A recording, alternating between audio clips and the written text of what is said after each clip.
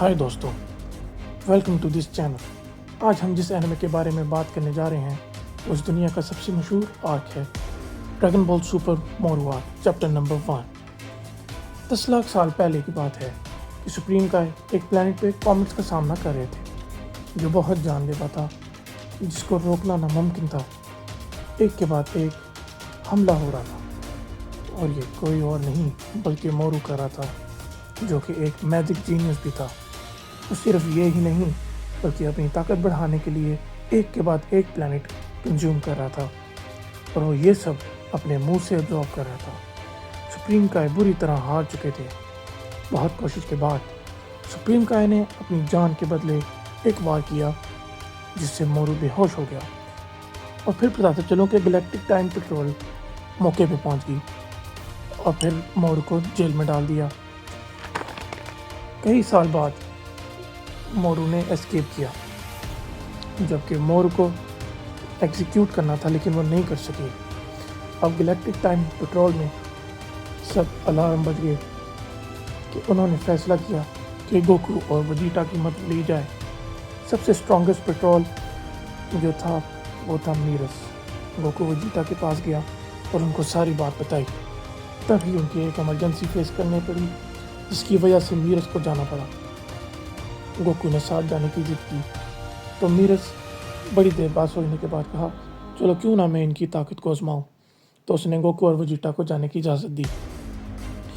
Goku जैसे ही वहां पहुंचा तो उसने देखा कि कुछ क्राइम करने वाले ज्यूल्स लूट रहे थे। ज्यूल्स लूटते समय गोकू ने थोड़ी ही देर बाद उनको हरा दिया और ये सब मीरस देख रहा था। मीरस को इस बात का तो अंदाज़ा हो गया था कि गोकू और वेजिटा सबसे स्ट्रॉन्गेस्ट हैं। तो फिर उसने ये सोचा कि मैंने सही फैसला किया है इनको बताने का। थोड़ा ही वक्त गुजरा कि गोकू सेंस करता है पावरफुल वेव्स।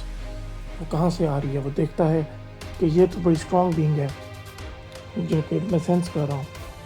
और जैसे ही चौंक जाता है और मीरस की तरफ देखता है और वेजिटा और गोकू एक दूसरे की तरफ देखते हैं कि इतनी स्ट्रॉन्ग सेंस कहाँ से आ रही है। अच्छा दोस्तों, अब ये जानने के लिए कि वो कौन था, आप लोगों को पता है कौन हो सकता है। ये वही मोरू है जिसने सारे प्लैनेट कंज्यूम किए। मोरू के एक बहुत अच्छा मैजिक है जो कि सुप्रीम काय पहले कह रहे थे कि मैं अपनी सारी पावर्स इस मैजिक के पीछे दे सकता था, क्योंकि ऐसा मैजिक मैंने कभी नहीं देखा।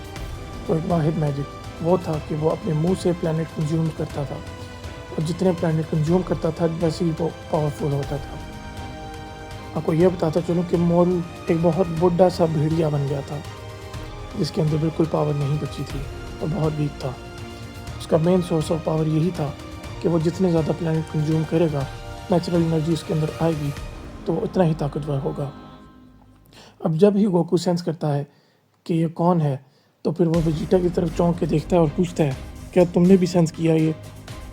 वेजिटा परेशानी के साथ देखता है कि कैकरोट, ये तो बड़ी स्ट्रॉन्ग फीलिंग है, ये कौन हो सकता है। अगले एपिसोड में मैं ये बताऊंगा कि गोकू कैसे सेंस करता है और कैसे उसको पता लगता है कि मोरू कहाँ पे है और वो इंस्टेंट ट्रांसमिशन से कैसे पहुंचता है उसकी तरफ और वहाँ से मुकाबला हमारा स्टार्ट होगा। ये दोस्तों, ये हमारा पहला टॉपिक था, पहला एपिसोड था। चैनल को सब्सक्राइब करना मत भूलें और आगे आने वाले प्रॉपर चैप्टर को देखना मत भूलें। थोड़ी ही देर की बात है, फिर शुरू होगी असली fight, Moro versus Goku and Vegeta. See you then. Subscribe करना मत भूलना।